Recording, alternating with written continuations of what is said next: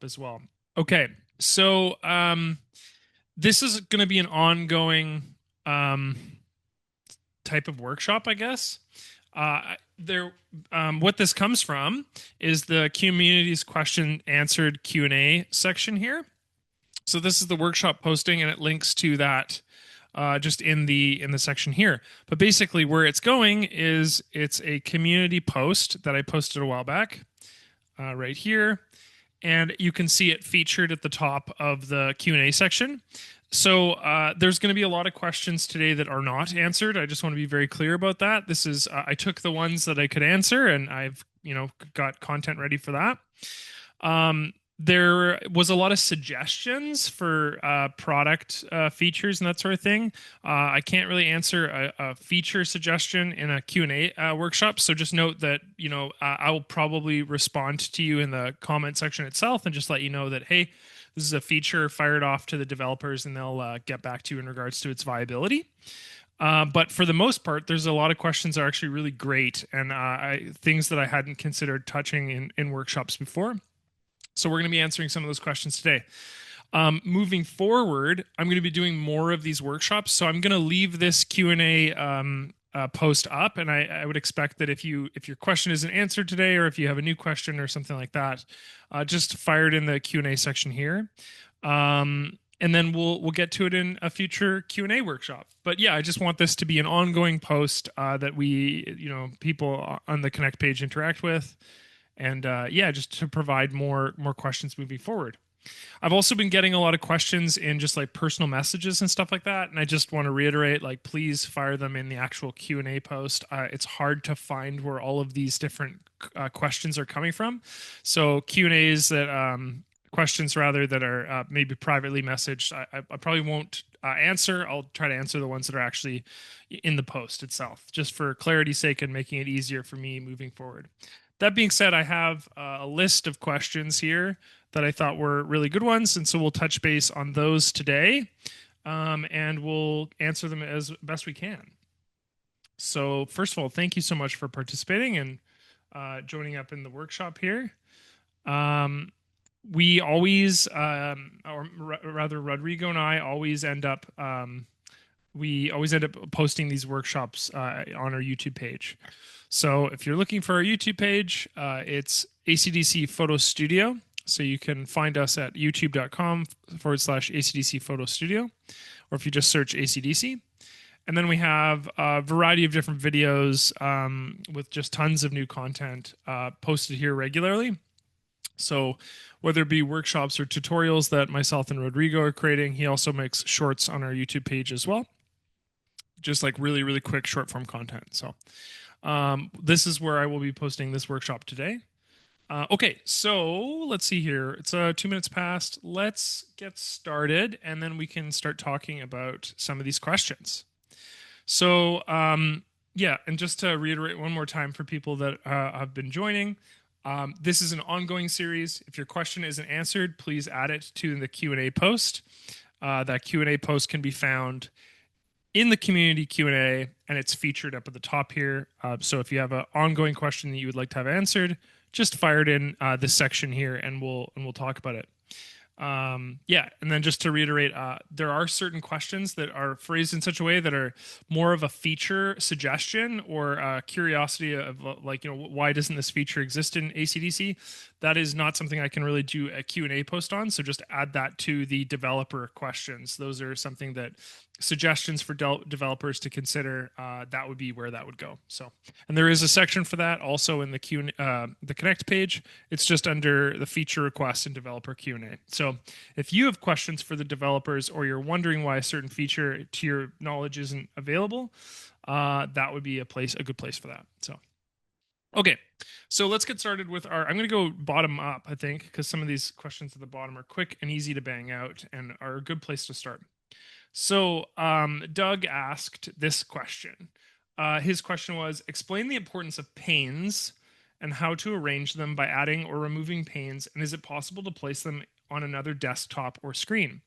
So this is a really good question. So I don't talk about this very often, but so there's in ACDSee, whether you're in manage mode, edit mode, what have you, there's this little box up at the top on the toolbar here, or sorry, on the main menu bar here, that allows you to add or remove specific, yeah, we call them panes, but basically they're sort of resources that you can add or remove to your user interface. When I say user interface, I'm meaning this whole screen that you're seeing here. Typically, the way ACDSee works, especially in manage mode, is it's basically decidedly navigation tools on the left, and it is functions like cataloging resources on the right, means to sort of add or remove metadata. So basically, what that comes down to is I'm adding metadata on the right, and I'm searching for particular photos that contain that metadata, or looking through my folder hierarchy on the left. Here's an example. So panes allows me to add or remove certain content.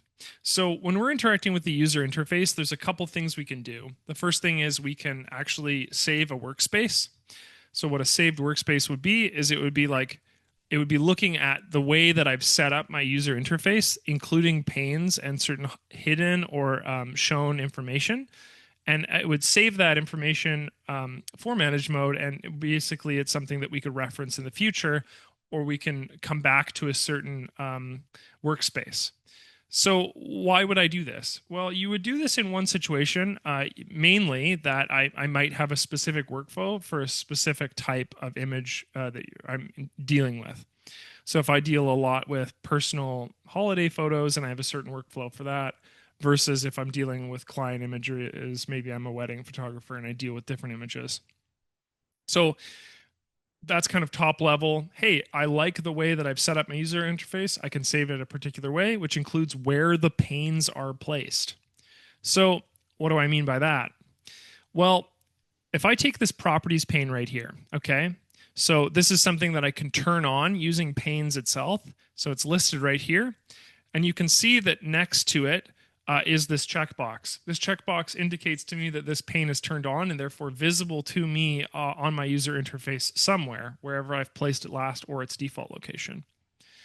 There's some that you can't see. For example, it looks like my shortcuts folder isn't, or shortcuts pane isn't actually being displayed right now. So if I was to click on this shortcuts pane right here, okay, so shortcuts typically ends up right here. It's not visible right now. But if I click on it and click on shortcuts, it's going to pop up. There it is. And what I can do is I can take this pane and I can actually place it in a variety of different locations. So by placing it on this location right here, I have basically my shortcuts added to this top level pane along with folders, categories, collections, calendar. It's actually interesting because I don't actually use collection or calendar that often. So I might actually just remove those from my pane. And then if that was something that I was interested in, like this is something I like about my workflow, I could actually save this. So if I was to manage a workspace and save a new workspace, and let's just call it no collection, just as a reference, I could do that, click OK, and then now that workspace is saved. So no collection is something that where that pane isn't visible to me, and therefore it's something that when I open up ACDSee, it'll never be shown. Okay. So that's just one pane, for example. So shortcuts is added. Here's my shortcuts folder along with its contents. Okay. But what about if I wanted to move shortcuts? So if I take this shortcuts pane, for example, you can see that this window pops up. Actually, I want to ask this question because I'm hoping that it's visible to you. But in comments, do you see these little, I guess, these arrow boxes that show? I just want to make sure that people can see this. Sometimes things like this don't show up over Zoom. So can you see them? There should be 4 in the center, 1 on the top, 1 on the right, 1 on the bottom, and 1 on the left. If I squint, yeah, they're quite small. That's... but hopefully people can see them. Okay. So this is an indication of where I can place a pane. So when I placed it here, so when I hold it over in these sections here, you can see that it actually highlights where the pane would end up. So for example, if I was to place the shortcuts pane here, it would appear to the left of my preview panel. So let's just place it temporarily. So now my folder and catalog is visible, and my shortcuts are now also visible. If I wanted to move this into this section right here, I can put it up with, I can put it above my C drive and my preview. If I wanted shortcuts to actually just be tucked in my preview and C drive, I could just place it right here. If I wanted it to be with these guys, shortcuts to be with my properties section, my advanced search, and my activity manager, I could place it here. Vice versa, I could place it to the very far right if I wanted to. And one of the questions that Doug asked is, well, can I also just place this in a separate screen? And the reality is you can't see this because my screen isn't shared right now. But if I move this off of the screen, it'll be on my second monitor. And so I can place any pane onto a second monitor if I want it to be there. So long story short is these are really customizable functions, right? So I can move these wherever I want. I can change their size, although it is a bit irritating when they maintain their size when I'm trying to move them. But as you can see, I can place them in so many different locations. On the right and on the left, there's also these subsections where I could place it, I don't know, say beneath my folders and catalogs. So I have shortcuts here. But yeah, so I could just move this around as I see fit. So what does Panes do? Panes adds basically different tools in either manage mode or edit mode, what have you.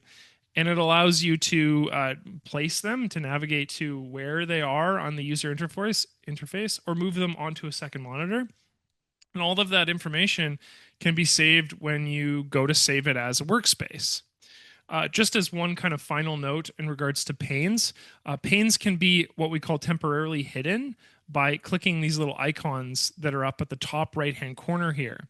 And when I do that, you can see that that section, either the left, right, or bottom panes, will be removed. So basket, like image basket, for example, is not one that I typically use that often. So by default, I actually have it hidden. Where properties, advanced search, activity manager, my right hand sort of cataloging function, that is something that I use all the time, and I don't want it to be not visible. And the same goes for my folders, catalog, and shortcuts. These are things that I use all the time. So keep in mind that when I have these hidden, that's also saved within the workspace. And as a result of that, yeah, that's something that's also considered when I go to save a new workspace.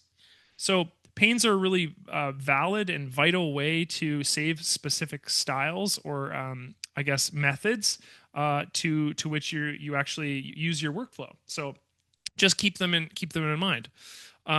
Yeah, so you can add or remove panes as you like, and you can place them wherever you want, even if that's on a second monitor. And so that's an answer to Doug's question. That was a really good question, Doug. If you're in this workshop, thank you for that. I think is a really important question. It's one that I don't really talk about very often, and the reason why is because it's something it's kind of more of a background workflow process. One of the common questions that I get asked a lot is what's the best workflow in ACDSee? And it's not really one that I can answer. And the reason why is because ACDSee is highly customizable based on a variety of different, what your uses are. And the way that someone else uses ACDSee is going to be a really different way than I use ACDSee. Also, just to be clear, I'm actually not a photographer. I'm a graphic designer. And so when I started using ACDSee, when I started to work for ACDSee, gosh, like over 10 years ago now, my background and my understanding of using a software like this was predicated on like what I could do to create composition images. And so my workflow is going to be biased as a result of that sort of that intention. If you're a photographer, for example, I gave this earlier, if you're a wedding photographer, you might have a very different workflow that you need, and that's going to be totally different than, perhaps Doug's workflow. As a result of that, consider workspaces as a way to like manage which information you need and don't need. Just speaking on this right now, I mentioned that I don't use collections or calendar very often. But if you're somebody who works based on like when you took a photo, maybe having the calendar is going to be something that's very relevant to you. The other thing is I don't really use the histogram in manage mode. Other users might. I mean, I don't even need the preview or C drive pane. I can just remove both of these, frankly, and I'd just be as happy as if I didn't have them. So things to consider. And then when I remove those things, they are, then removed from my panes when I go to navigate to this. So keep that in mind as well. Okay, so great question, Doug. Thank you. I have another question from Doug, but I'm going to answer another user's question before that. Maybe let's just take a quick look at the comments. Maybe I'll just try to answer one question after if something comes up. Diana asked, how do we go to look at past meetings? I know you did one on slideshows. Where would I go to find that? Great question. I did cover this briefly, but we upload these, Diana, to our YouTube page, as you can see here. You can find us on YouTube at ACDSee Photo Studio. And then if you go to videos or playlists, videos has our slideshow video right here. And then if you go to playlist, we can go down to our workshops, and our workshops have all of our content. Occasionally, there might be a bit of a delay on me uploading the workshop just because I'm busy and have other things, but I do upload all these workshops, so it's there.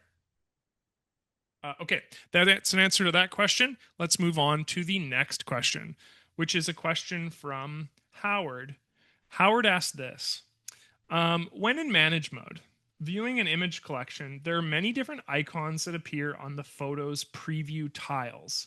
Can you please go through each and every icon to explain what it represents and what it might indicate?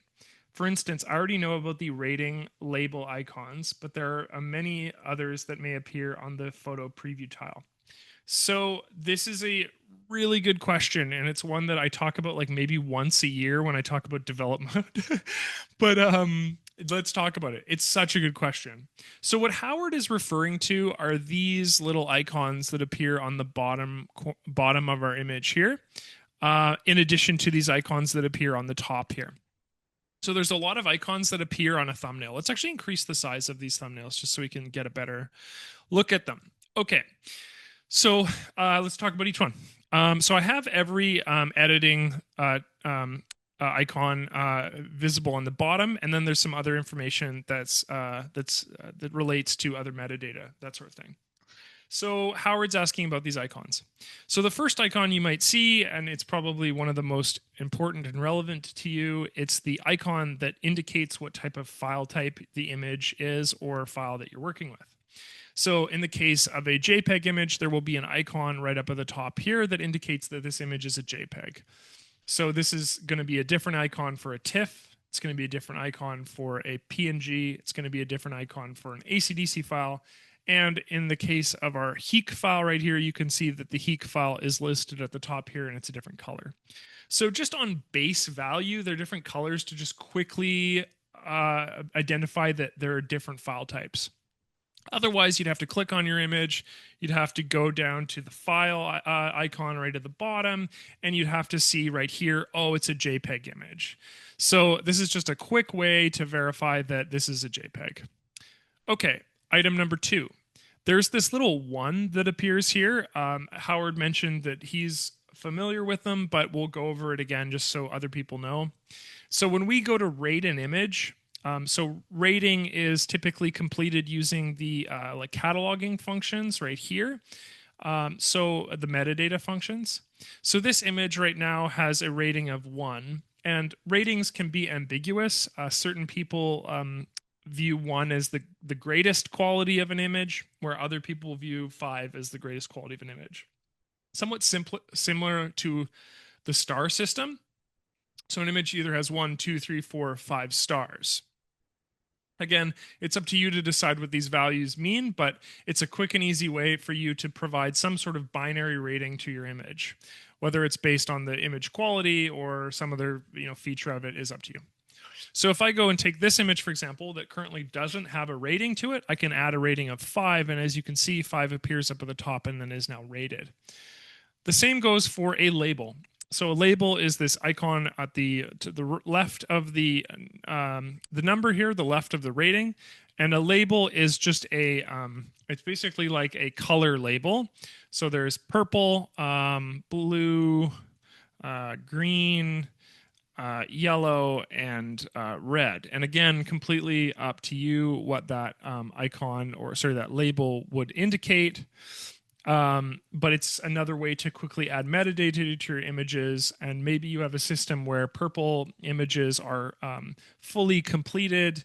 There's no other editing to be made on them. Blue is just needs to be properly named or whatever. Yellow requires you to go in and make various lighting editing, and red means color adjustments are needed or something like that. So you can go through and have a label that corresponds to your file.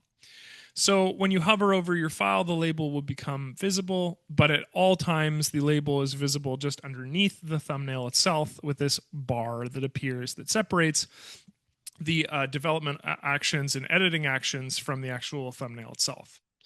So there is another icon, and it appears on the bottom right-hand corner, and this is a binary, meaning it's either on or off. So when you click on an image, you can go through the process of tagging an image. So this icon, this check box right here, is called a tag.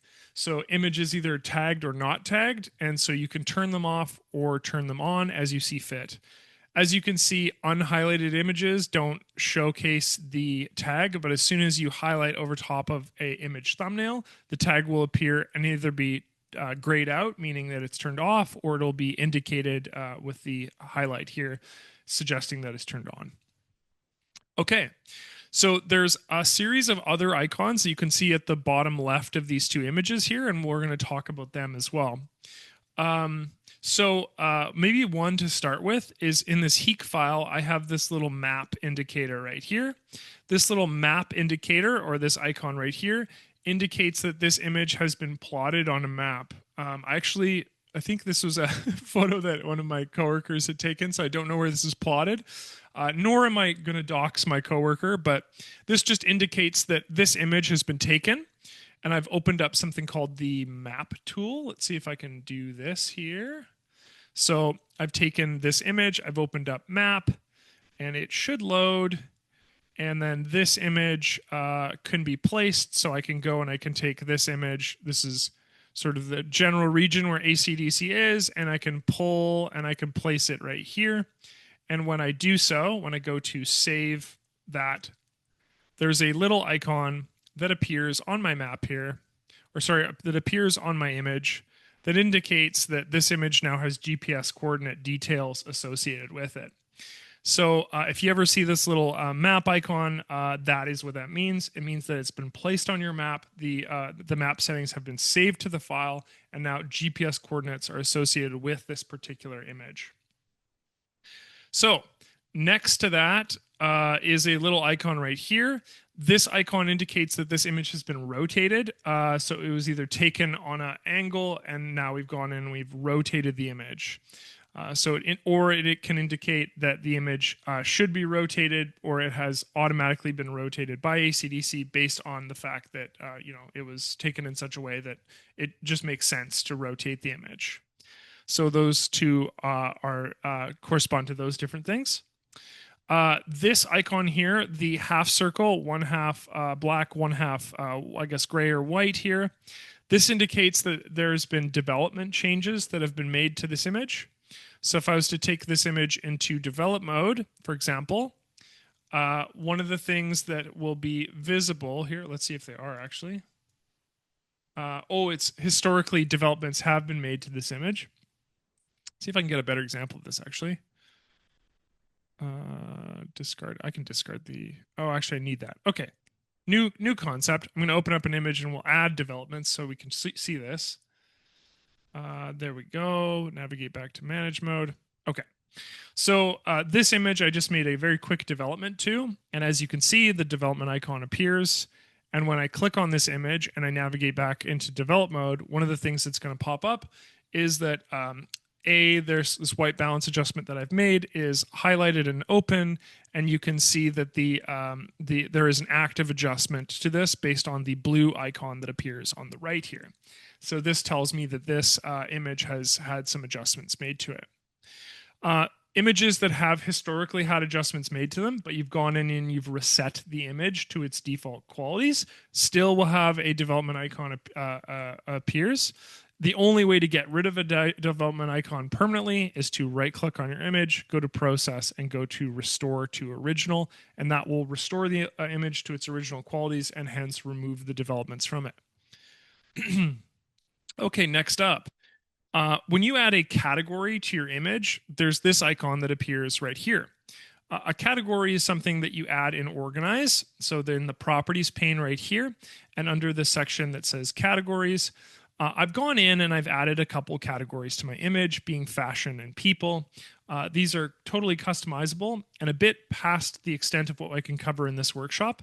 But note that when I add a category, this icon will appear. It's like a little tag that almost looks like a retail tag that you'd see at a clothing store. Next to this image here, I have another image that has a little icon here. This icon is very important. It's one of the more important icons. This icon indicates to me that I have pending metadata in this file. So what pending metadata means is that I've gone in and I've made some change to this image. Actually, this appeared when I made a label change to this image because historically this image was red, and I've gone in and I've changed the label to purple. And when I make a change to metadata in ACDSee, metadata being things like labels, ratings, tags, categories, keywords, and the list goes on, but just a short list right there. When I go and change those values, this icon will appear. And this indicates to me that these metadata changes that I've made need to be embedded within the file itself. When I go to make any metadata changes, that information will be added to the database, which is something that ACDSee saves its information to. But embedding this metadata within the file is a safety measure and allows me to reconstruct database corruptions from the file themselves. When I go to close ACDSee, I will always be prompted to save or embed the metadata within my files, and typically my interaction is to do that. You can also right-click a file at any point, go down to metadata and embed ACDSee metadata, and by embedding it, the pending flag will disappear. As you can see, it is no longer listed.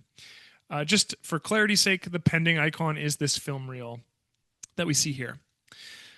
Okay, there is two more. There is a editing icon. So an editing icon, all this indicates to me, much like the development icon, is that I've gone into edit mode in this image and I've made some editing adjustments and I've navigated away from the file, and it indicates to me that there is active editing adjustments on this image. The last icon here is an icon called the snapshots icon. The snapshot icon tells me that I have a snapshot associated with this image.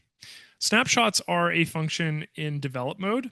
So if I navigate to develop mode here, when I look at my snapshot section right here, there's a snapshot saved right here.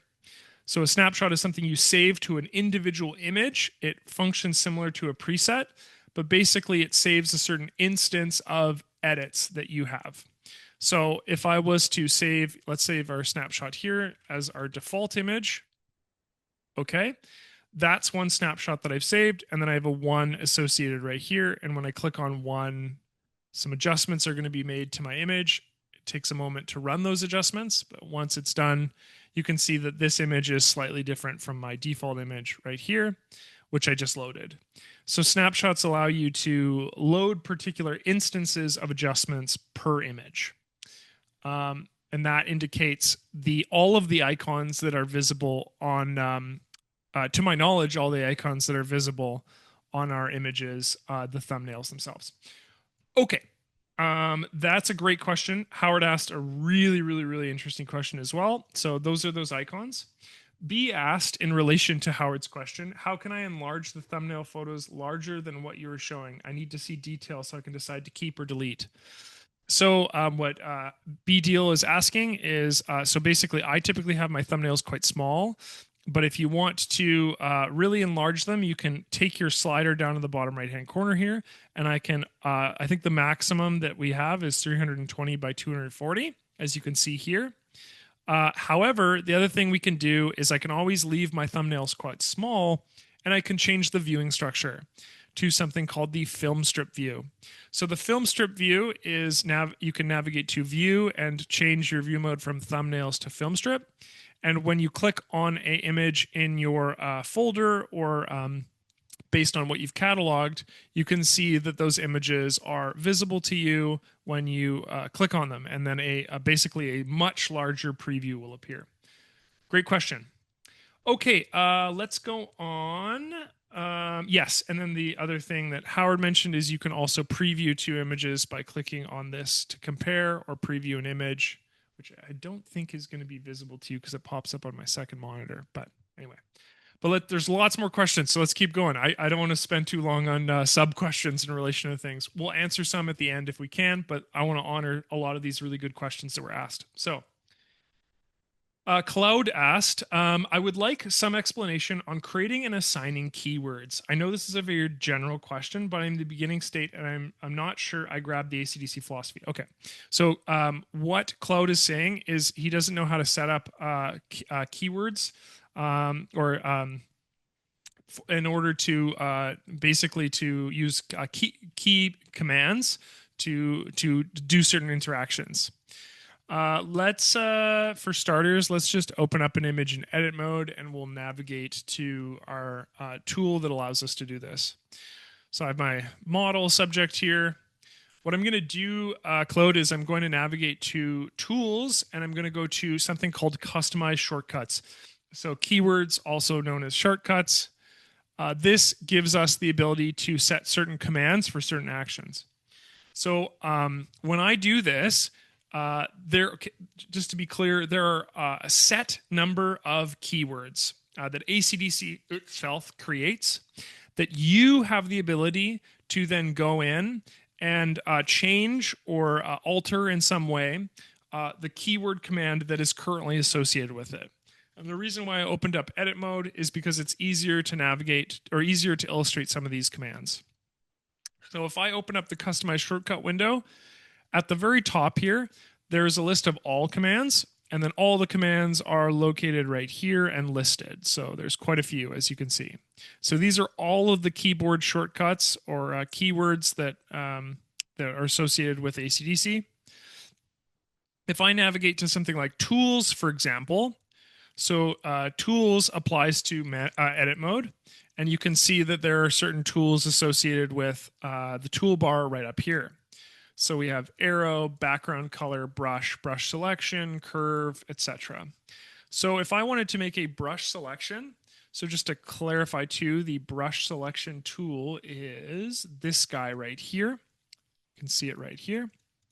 If I wanted to create a brush selection key for it, shortcut key, I could use the current keys, which is Control B in this case.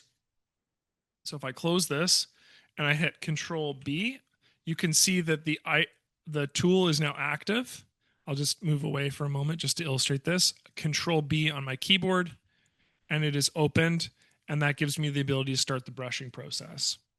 So if I navigate back to to customize shortcuts, I can go down to that tool, and then I can go to brush selection, and I can enter a completely new key series for it.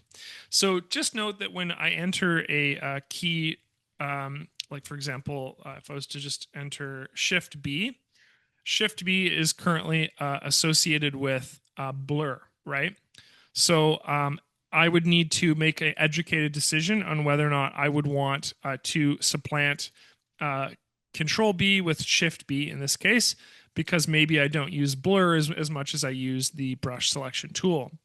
Alternatively, let's see if Alt B, there we go. So Alt B is borders in this case, so that would be interacting with the border tool, which would be maybe something that I use less often.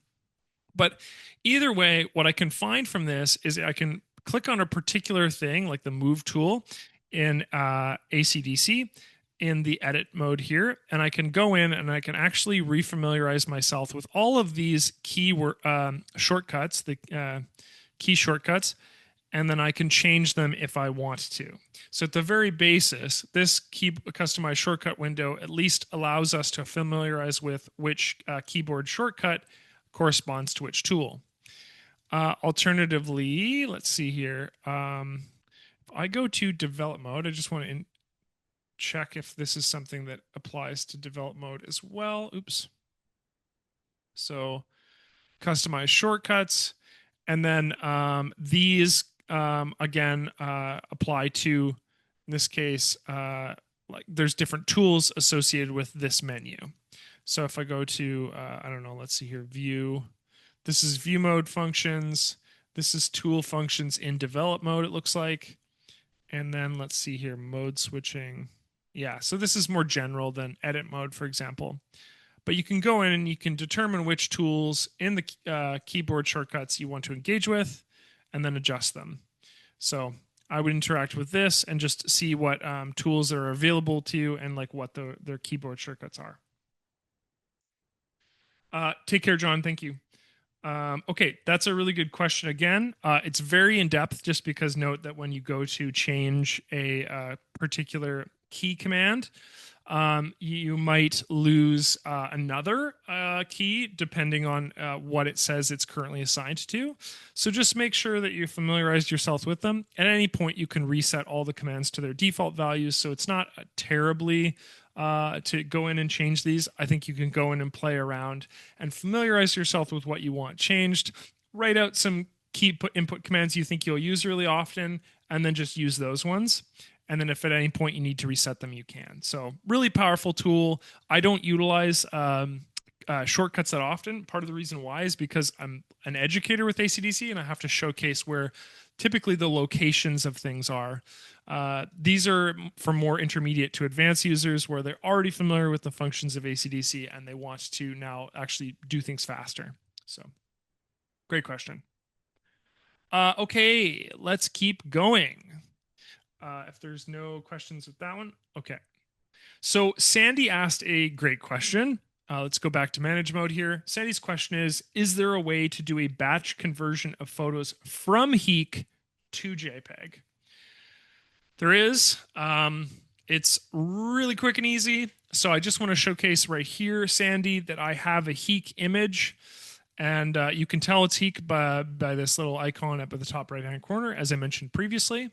If I navigate to batch, and then if I scroll down to convert file format, I can click on convert. And convert gives me the ability to take a file format that I have, like HEIC, and convert it to another file format like JPEG, for example. So I can apply a JPEG conversion.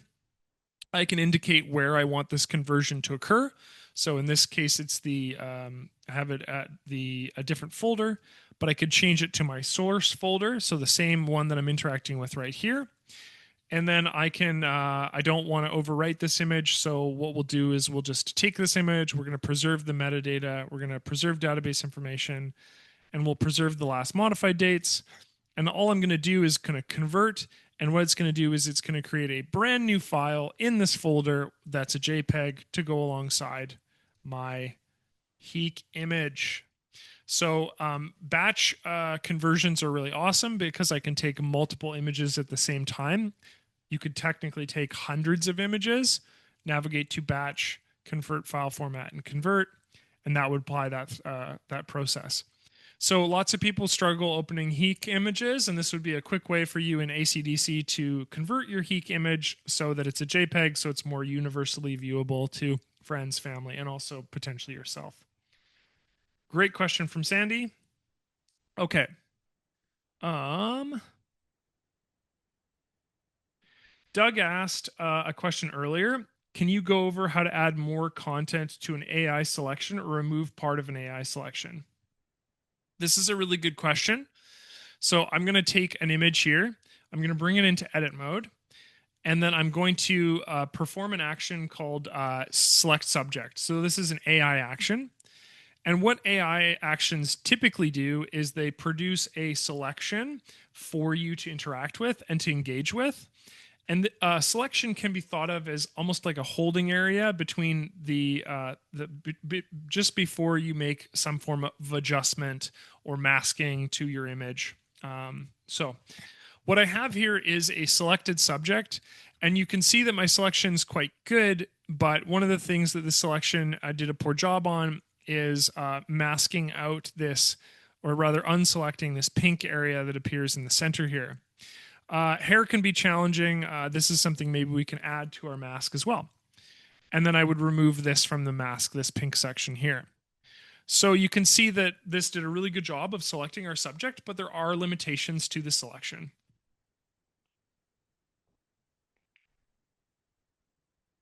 So what I'm going to do is I'm going to take this active selection. So an active selection is indicated by the selection overlay here. Just so everyone's on the same page, my selection is currently overlaid with a solid color. Yours might look a little something like this. You might have an active selection that is displayed with marching ants. I'm not a huge marching ants fan. I typically will adjust this right away when I get into ACDSee for open up a new software or if I'm engaging with ACDSee for the first time. But basically, to change this, I would go to Select and Overlay Options, and I typically use Selection Highlighted, which gives you a slightly translucent application of a solid color. So this is the same selection as marching ants. It's just a different selection overlay method, and I've chosen one that is more appealing to me. So with this active selection applied, I can make adjustments to this image. I could, if I wanted to, just take this particular selection itself and go in and make a, I don't know, exposure adjustment, for example. However, that exposure adjustment, as you can see, is applied to the center of my image here. Like I said, the areas that I actually want to take out. So if I want to create a selection of my subject and I want to adjust the selection itself, what I would do is I would take something like a selection tool, for example, the brush selection that I'm working with right here, and I would go in and I would navigate to a part of my image that I want to select, and I would begin the selection process.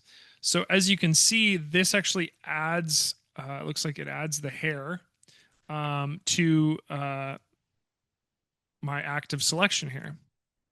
So now the hair is covered in that red overlay, which would indicate to me that selection has been made over that hair. I can go in and I can clean up this section here, which was omitted from my selection. AI selections aren't perfect. They can do an incredible job, but they can't do a perfect job. And so partially your role as a editor is going to be making slight adjustments or tweaks to AI related selections. So another thing we can do is we can take a different selection method, like the shape selection tool. And what I can do is I can take this section out of my selection. To do that, though, I need to make sure that this is really important. I need to make sure that I'm either interacting by additive in the sense that I'm adding, this little block in. I'm adding that to my active selection, or I am removing from my active selection by clicking the minus tool. If I had used the default function new selection, when I go to make a selection, my select subject will be the actual automated process of me selecting the entire subject will be replaced by whatever I've selected. So functionally working in either additive or a removed subtractive selections is a really necessary component of dealing with tools that aren't the brush tool. So I would go in and I'd like make my selection here of my around my subject here. And this is going to help me see here. I can add a curve right here by just clicking a line. And then that's done a really good job. I just need to commit it. And then that will remove my selection from that section of the center here.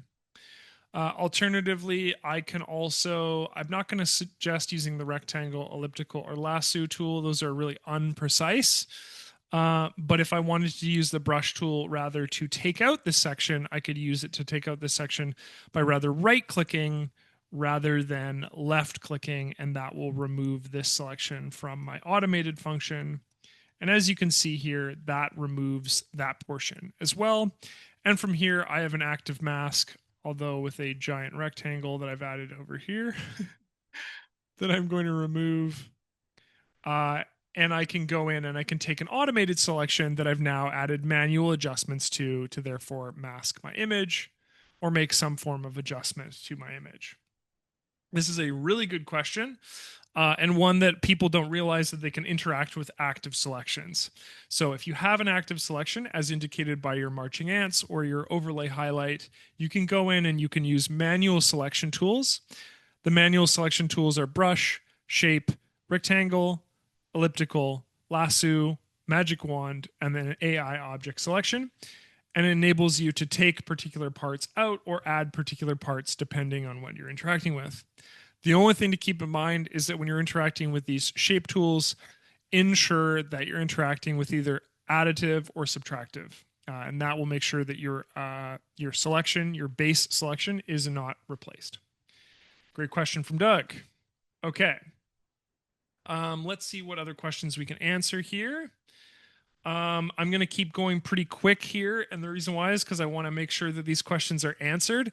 I will do a bit more robust answering of any chat questions at the end.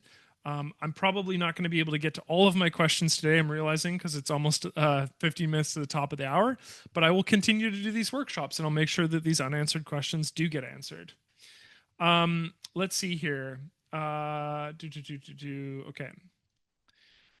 So Barbara asked this. I'd like to know how to take photos in ACDSee and copy to a USB or CD so that I can show on any external device like my TV.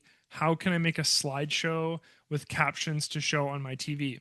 So this was actually such a good question that I answered it in its own workshop. Because I'd realized that I'd never covered it before. So Barbara asked this question, and I can't remember whether or not she attended this workshop or not, but I'm just to answer her question in full. This workshop is dedicated to this very question because it wasn't something that I could cover quickly and with other questions. It had to be dedicated to its own workshop. But the short and sweet answer to Barbara's question is that you can, in manage mode, you can create slideshow files. Let's not save this adjustment. Oops. Cancel. There we go. Discard. And to create a slideshow, you would use the slideshow tool. So I would go in and I would create a slideshow file predicated upon a variety of selections. So if I'd navigate to my pictures folder, for example, and I went to a folder that had a ton of photos in it, like my landscape photo folder, for example. Here it is. I can make a selection with these, top 12 or whatever photos that I have here. And then I can create a slideshow file based on the ones that I've selected. So I go into this in greater depth in that workshop that I showed that's on our YouTube page. But just note that slideshow files can be created in ACDSee, and they will be producing an exe file. And that exe file is one that you can play. And then you can play it on a monitor on your computer. Otherwise, you can create a slideshow file using the tools that I showcased in that workshop to create files that have captions and that sort of information on them. And then you would just put them on something like a USB drive and play them on your device, like a TV, that it doesn't have the capabilities to execute or play an exe file. So a couple different options there, but basically, ultimately, if you were to display your photos using some kind of monitor or tablet, I would just create a simple slideshow file using the create function in manage mode. Okay. So Clayton asked a good question. Clayton asked the following. So what I understand to be chroma keying, is it possible with ACDSee? I'm taking pictures for a book against a green background, and I'm having trouble removing that green with the magic brush, color wheels, etc. AI select subject works really well, but there are portions of the image that are transparent. So, really, really cool and good question in this one. So I'm going to open up an image and we'll talk about chroma keying. So for those of you who've never heard the term chroma keying, you might also know it as green screening. Green screening is ironically doesn't need it doesn't need to be green. It's typically green, but doesn't need to be green. What chroma keying is it's the selection of a particular color and the removal of it from visibility. And so when you see, for example, like the weather network, and you have a someone who's the weather forecaster, what they do is they take that weather forecaster is standing in front of a green screen, and what they do is they take that green and then they remove it, and they place in the place of it they place a like a depiction of the weather circumstances, or they'll play some sort of video in the background. And so obviously it doesn't need to be video content in order for you to green screen something. Green screening can be done on a image. So green screening has limitations. And as Clayton mentioned, there's a couple limitations for his execution of it. First and foremost, green screening needs to be uniform. This image that I have here is a pretty good example of an image that could be green screened, although it need quite a bit of work. Discard that. But basically, I have an image with a subject who's in front of a pink background. And so this pink background can be eliminated in a variety of different ways. When I say that green screening needs to be uniform, what I mean is that in your background, there cannot exist multiple shadows, even if it's, pardon me, one color. The reason for this is because it's very difficult to select out multiple instances of the same color at different brightness levels, while also making sure that there isn't reflections from that color on the subject itself. For example, so if I was to green screen, in quotation marks, this image, chroma key my image, there might be a couple different ways that I'd approach this. And I'm going to tell you right now that this is not going to be a perfect execution of this, but we're going to go over them. The first method to green screen an image in something like edit mode or develop mode would be to use a selection method. So selecting a subject is a method of green screening an image, right? So selecting a subject and merely masking the image itself is a way to isolate my subject from the background, as Clayton had mentioned, right? The thing that Clayton is mentioning, though, is, and very similar to the question that I answered earlier, is that selections would then need to be modified, or your mask would need to be modified to remove certain elements from view. So what I've done here is I've taken my subject. This is my subject right here. And I've selected my subject. And with that selection, I've gone ahead and I've masked my subject. So by masking the subject, clicking this icon down here, what happens is it takes any active selection I have, and what a mask is it's the removal of unessential information, or the removal of the thing that I didn't select.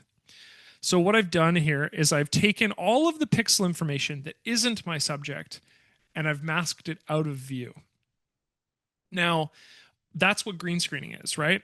Now, if I was to take this as a literal, if we're to take this as like similar to my example, right? What I will do then, right, is I'll take in take a photo, right?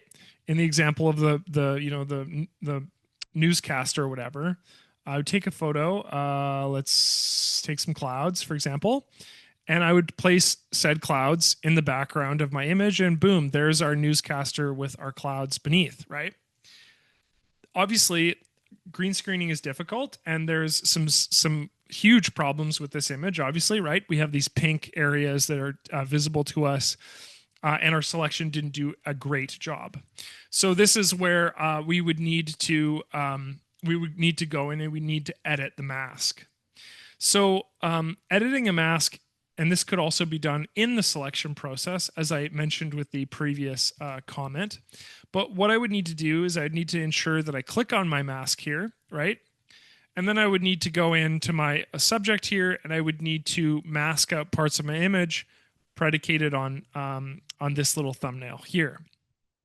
I'm going to come back to this in a moment.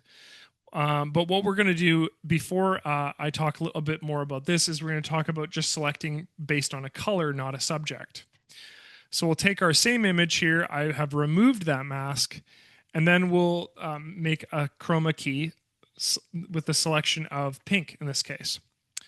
So if I was to do that instead of a subject selection, right, that would involve me going to the select tool, and it would involve me making luminance and color range selection. So if I was to do this, here's my luminance and color range. What I would do is well, I know that what I want to select is pink, correct? So I'd go in and I'd select pink here. And you can see that pink is present in this section of my image here, at the bottom section of my image here. Importantly, there is reflections of this pink that exist on my subject herself, right? In the top section here where her hair is, the bottom section here with her boots, there is such a reflection of that pink on my subject that what I would need to do is I would need to heavily modify or select out some of these elements as well. So this comes back to my earlier point. When you're chroma keying or green screening, there cannot be shadows or reflections in your, so it requires really, really hyper accurate lighting conditions. So just keep that in mind. But we're working with this images here. We're sort of trying to troubleshoot and interact with this. You can see that there's a lot of that pink being reflected onto my subject, which appears in her clothing, on her hands, and especially on her hair, right? So if we were to take pink, for example, let's smooth out our selection here. And that's a pretty good homogeneous selection of the background. And from here, I would simply select OK.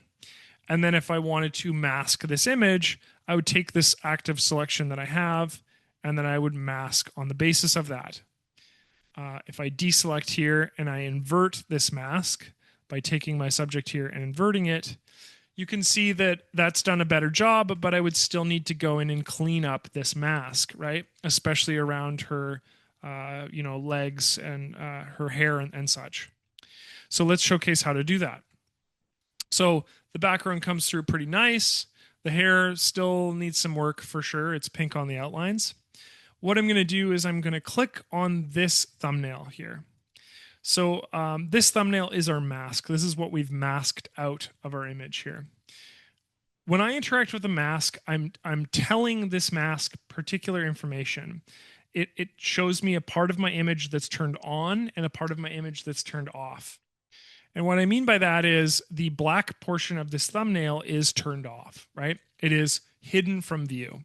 Whereas the white portion of this mask, the center, the area that we essentially were trying to not select, is currently turned on. But there's some real limitations as to where it's turned on. And you can see that her boots are barely visible and there's some issues with her legs here and stuff like that. So we need to go in and we need to make a better mask of this. And to do this, we need to do it manually. So I have my thumbnail selected. I have my mask selected right here. What I'm going to do is I'm going to navigate to my brush tool. I'm going to ensure that my brush is painted white or turned white. And the reason why is because I need to go into my subject here and I need to turn on parts. I need to visually present or turn on parts of this image that aren't visible. A good example of that would be the hair here, right? By simply painting on white, I'm turning this part of my image back on and it's now visible to me again. So I'm going to go on. I'm just going to paint on all these areas. Her eyes here, her hair. I'm going to go in and I'm going to make sure that this is all visually presented to. And as I do so, what's going to happen is this thumbnail is going to be updated. Parts of her that were once softer and not visible are going to become much more visible and easier to see. The pants are going to be the difficult portion of the selection. So I'm going to go in and I'm going to add her back here. Now, oops, I don't want to do that. I just want to make sure I need to turn on some feathering to do this. That's much better. Oh, much better. Now, the reason why I have to do this at all is because this image wasn't a perfect green screen. It couldn't be perfectly chroma keyed. And the reason why is because the lighting conditions in my image were crappy, right? They were, there was way too much pink reflected on my subject. And I'm doing the best I can with, an image that wasn't perfect. Good green screens, good images that are set up properly for green screens will require much less editing in terms of post, right? Because the amount of your subject that is that is properly and accurately lit is going to result in a much better output. In this case, I don't need to go in and I need to adjust these in the future. So there's ways that you can go about this. Like I said, you can go through the process of selecting your subject and masking out your subject, and you're still going to need to do some form of cleanup, right? Because again, this isn't a perfect subject here. Or you can go through the process of using something like the luminance and color range selection to select a particular color, to select a particular brightness, and then work with your file on the basis of that. And so in this case, I'm doing the latter to sort of go in and execute an adjustment of my image here. When you're making chroma keys, this is something that you're going to get into the habit of, right? You're going to get into the habit of editing your images manually. This is the same as like editing audio. It's just a labor of love, right? You got to do the best you can, and it requires a little bit of editing. So I'm just going through, and I'm just going to make my brush a little bit smaller. And we're going to see how this image is going to turn out here. I just want to make sure that I'm doing a good selection. Let's just zoom out a little bit and see how we're doing. Much better. Still want to get rid of the fringe of pink around her hair, but this is also looking a lot better. So I'm going to go in and I'm going to get her shoes now. And all of this was possible with the fact that we used a selection method to begin with, and that selection being luminance and color range. I'm not going to spend too much longer on this image just because that I would require to do a bunch of manual adjustments to then fix the sides of this, etc., etc. But you get the point.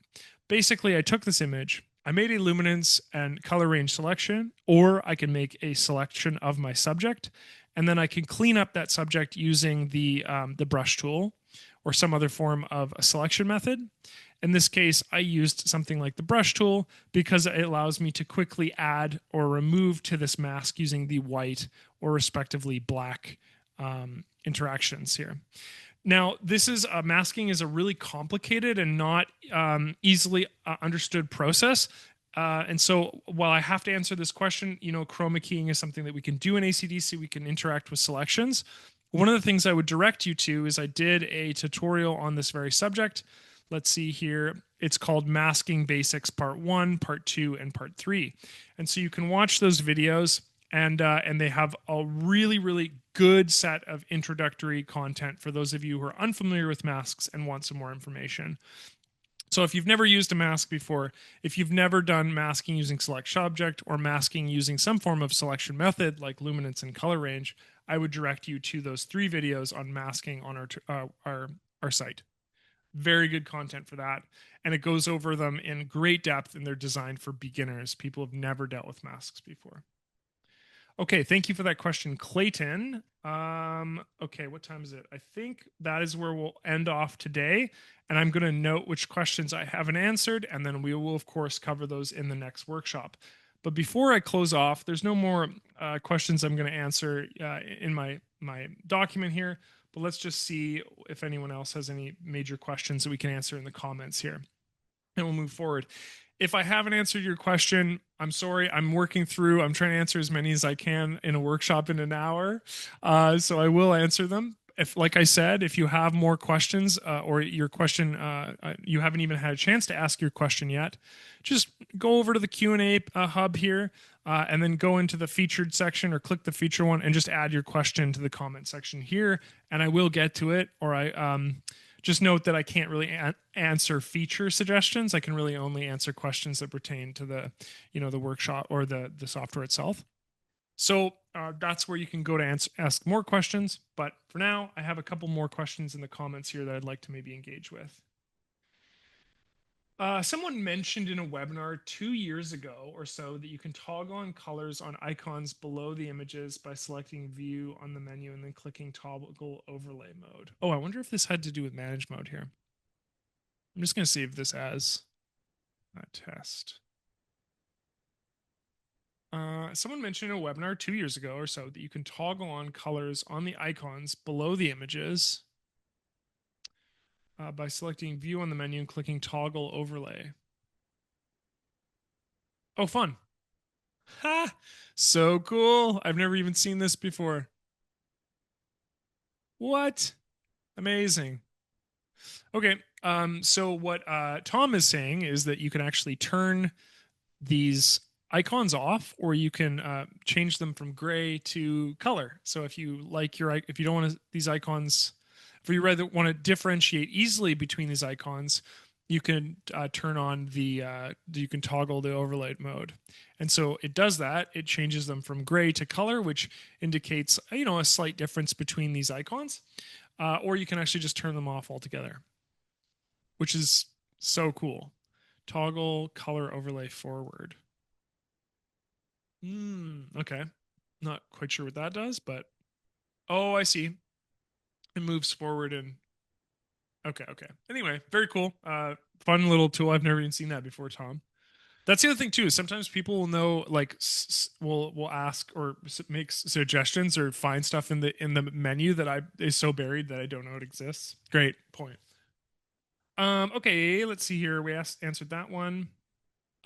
So a Revert asked, after I import new images, apply metadata, and then embed all the metadata, do I have to update the database catalog, or is this done automatically? After I import new images, got it, apply metadata, got it, and then embed all metadata, do I now have to update the database? No, the database is updated automatically when you add that metadata prior to even embedding that metadata.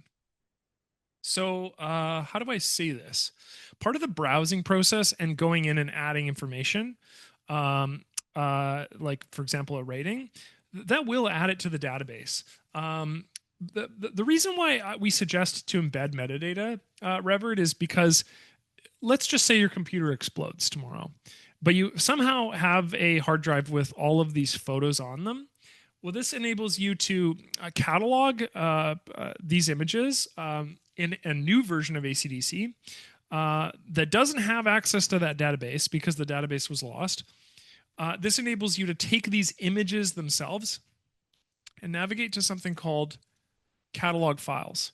And when we catalog our files using the database section here, this enables me to take all the images in a particular folder or what have you, or a selection, and then reconstruct my database based on metadata. So categories, keywords, tags, collections, face data, outlines, names, that sort of thing, or even IPTC and EXIF data. But definitely ACDSee metadata. So that would then reconstruct our database from the files themselves rather than relying on the database. So the short answer to your question is no, you don't. The more long to medium answer is that all this metadata is added to the database automatically, but embedding the metadata gives you the ability to reconstruct your database if you need to. We suggest to embed your metadata into the files themselves on the basis that you can then reconstruct or catalog those files in the future if you need to. Great question. Does ACDSee keep thumbnails of deleted photos? And if so, can you get rid of them? Yeah, this is a tough question to ask. To be honest with you, I don't quite know the workflow for this. There's a term for that. I think they're called ghost files. ACDSee does maintain thumbnail information, and there is an event where you would lose thumbnails, or sorry, rather, the file would be in some way deleted, probably deleted on your hard drive, but you didn't have a chance to navigate to it in ACDSee to delete it there. So you had a file, you deleted it on your using File Explorer or something like that, but you haven't then engaged with it in ACDSee, and then that thumbnail might be present. To be honest with you, Patrick, this is kind of past my understanding of ACDSee and leaning towards a developer question and how do I get rid of those ghost thumbnails? So I would direct you to that Q&A section, our community hub, the feature request and developer Q&A. It does happen, certainly. I've seen it before in ACDSee. I just can't quickly replicate a condition where we have those files, and I wouldn't know necessarily what to do with them if I had them to begin with. So I would direct that question to the developers in this case and just be like, hey, is there a quick and effective way for me to delete these now irrelevant files or irrelevant thumbnails? Okay, I think that's it for the comments that I missed. Let's see if there's any more that I missed. And I think that's it. So here's my list just for clarity's sake. I've got all these other questions that I was able to get to. There's some here that aren't crossed out that I'll make sure to add them to the list. There's some questions that I've scanned through and I didn't have a quick answer or couldn't cover today in the community answer community questions. But for sure, if you have a question that isn't answered or you haven't had a chance to ask it yet, please do so in the Q&A panel right here, and we'll get to it. I will be doing more of these workshops. So I just want to reiterate that there will be more of these in the future. So probably a good time to cut it out. That's over an hour and a bit here. Yeah, so thank you so much for participating today, folks.